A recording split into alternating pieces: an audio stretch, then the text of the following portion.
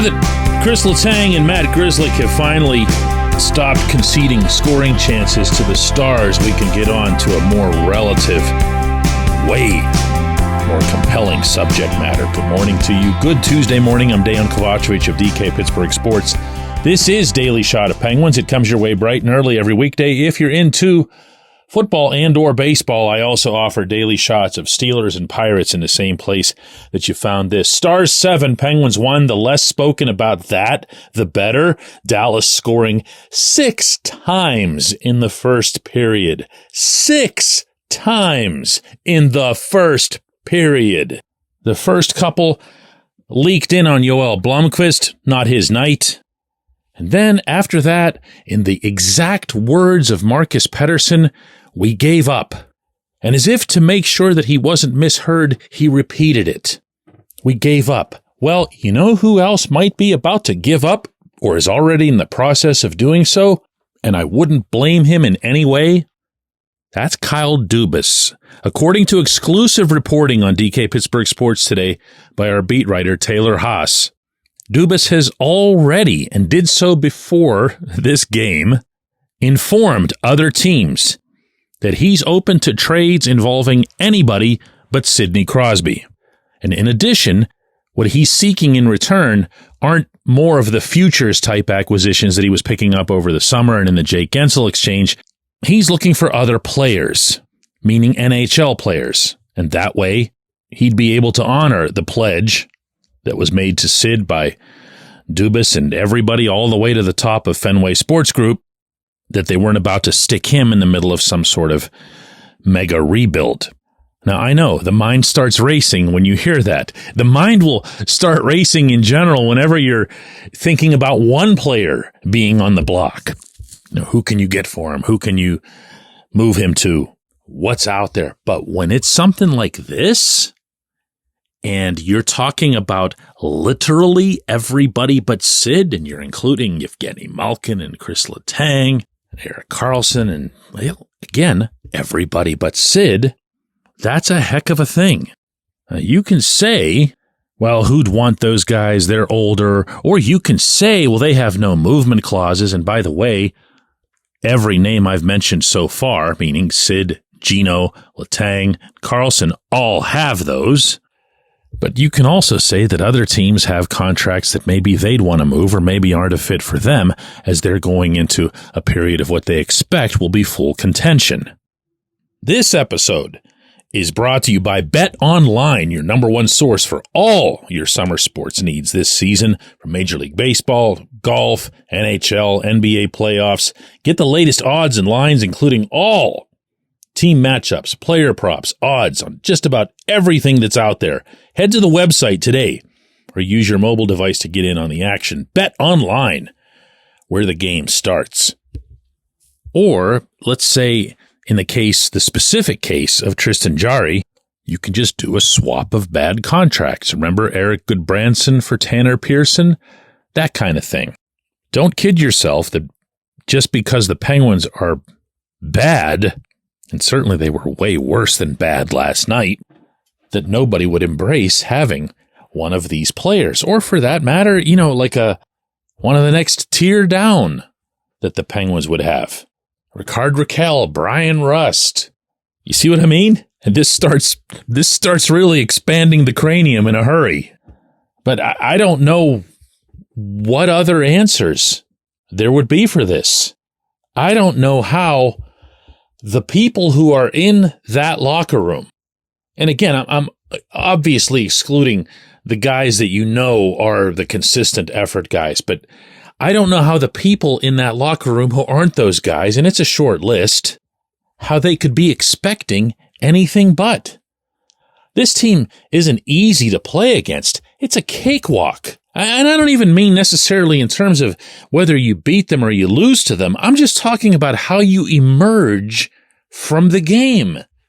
With precious few exceptions, you don't pay a price for playing the Penguins, even in Pittsburgh.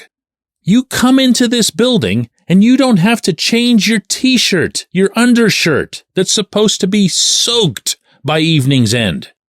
Can you pin that on Mike Sullivan? Yeah, not entirely, but yeah. Can you pin that on Sid to an extent because of his, lead by example style of leadership? Yeah, I think so. There are situations that call for getting in people's faces. And Sid himself acknowledged last night after the game that nothing was said at the first intermission. Can you blame Dubas for the types of players that he acquired and maybe not having a full sense for how much more of a grit factor, a snarl factor was needed? Yeah, you can do that too. But ultimately, the players are the ones going out on the ice and doing that. And listen, I get that Sullivan's the target right now. I'm not new to this process, okay? But I'm also aware that the Penguins' previous game was their absolute best effort of 2024. That being the one in Washington. They were outstanding. They did everything they were supposed to do, everything they were told to do, and they knocked off an opponent that had been 9-2. So what happens for something like this to occur? For almost everybody on the roster to just turtle because your rookie goaltender gave up a couple of softies? I'm sorry, that's in the locker room. That's in the locker room. And if we want to start naming names, and you know me well enough to know I'm game for that, as much respect as I have, incredible, immeasurable respect for the career and really the life that Letang has led in Pittsburgh, that guy has looked to me for quite some time now to be checked out. Look at some of his efforts, and that's not to let Grzelcyk off the hook. Grzelcyk's just bad. There's just nothing Grzelcyk can do because he's bad. When he's good, he's bad.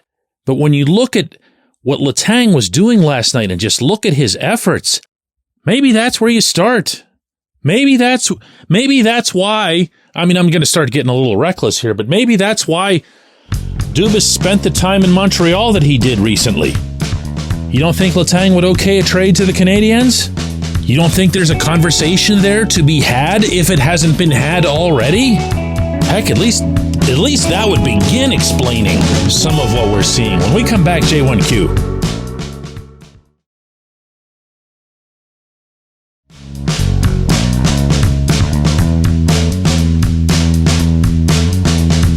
Today's J1Q comes from Dan, who asks, DK, what's it going to take for Sully to be let go already? At some point, when does the guy behind the bench become accountable for the team either A, coming out flat again, or B, giving up one of those 2-goal leads? The latter something they've done in a third of the games they've played, which if you factor out the blowouts, would then go above 50%. Dan, the pressure on Sullivan exists. It's coming from you. It's coming from a lot of people. It's not happening in person. It's not one of those fire Hextall type of deals. I don't get the sense that the crowd, meaning the crowds that are in the building, are turning on him. And in fact, if you go back to opening night, maybe it would have been a little different after the Rangers won 6-0, but before the game, Sullivan got one of the loudest ovations of the pregame introductions. I don't get the sense that he's anywhere near as unpopular in person as he is, say, on social media. That said, everything that you just stated is accurate. What percentage of it is on him? How do you know that? What percentage of the credit for last Friday in Washington did you give to him? That was his system. That was his deployment. That was his choice in goal. Those were his lines that he put together, his pairings, and, they had that result. I didn't see, hear, or read a peep about how well that went. To me, I see it as, without disputing anyone's stance that Sullivan should be fired, meaning you're right to have that stance, I still feel comfortable putting forth that this is the easy way out. You could bring back the peak version of the late, great Herb Brooks, and you'd better believe Herbie would make a difference, and you'd better believe Herbie would skate these guys. But after about 2, 3, 4 weeks, whatever, they'd be the same group. They'd be doing the same things because whatever's causing them collectively to, I don't even want to say perform this way, to behave this way, to borderline pout when things don't go the way they want, to fall apart at the first sign of pressure, including those 2-goal leads. That's innate. That's not coached. That's a group that just doesn't have the right stuff for winning. I talk about intangibles a lot. I believe in them.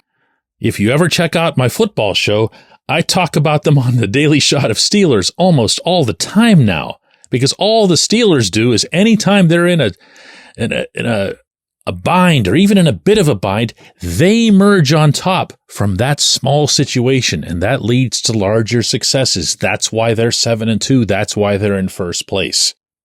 These guys they're wet tissue paper by comparison. So what do you do? What do you do? Wait and hope? No thanks, man. No thanks. Dubas needs to act, and I think he needs to act sooner rather than later, because every game that you're putting out guys who are not all the way in on what you're doing, whether that's Chris Letang, whether that's Erik Karlsson, whether that's some fourth line scrub who just doesn't get it, you're doing additional damage to what you'd like to get done in both the short term and the long term. Brush up on that French, Kyle. Do what it takes. I appreciate the question. I appreciate everybody listening to Daily Shot of Penguins. We're going to have another one of these tomorrow.